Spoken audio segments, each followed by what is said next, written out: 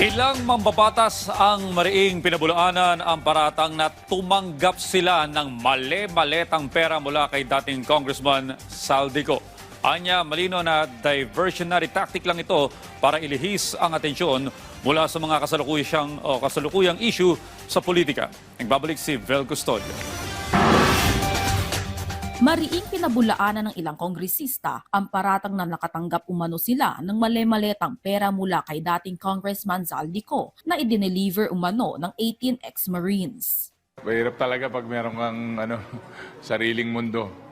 Dilulu. Dilulu tawag sa mga ganyan. So, hindi natin masyado binibigyan ng pansin dahil wala naman pong katotohanan doon. So, yun lang po. Huwag tayong dilulu. Ayon pa kay Representative Adyong, malinaw na taktika lamang ito para ilihis ang issue ng paglilitis kay dating Pangulong Rodrigo Duterte sa International Criminal Court at sa isinasagawang impeachment proceedings kay Vice President Sara Duterte. Titingnan mo yung timing nila, 'di ba? Pero I think kung merong tagilid sila, meron na silang parang meron na silang automatic na response o gagawin to divert the attention.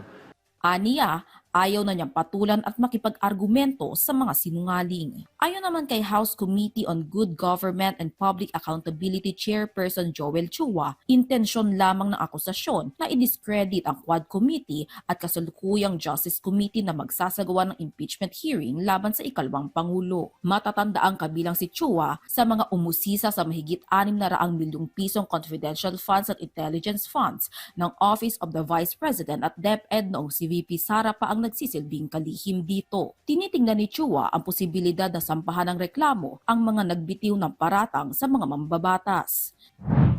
Kasinungalingan, walang basihan at malisyoso ang paratang ng umano'y 18 dating Marines. Ayon yan kay House Committee on Human Rights Chairperson Bienvenido Abante Jr. Naniniwala ang mambabatas na isa siya sa mga inakusahan dahil sa pakikiisa niya sa adhikaing mabigyang hustisya ang mga biktima ng extrajudicial killings.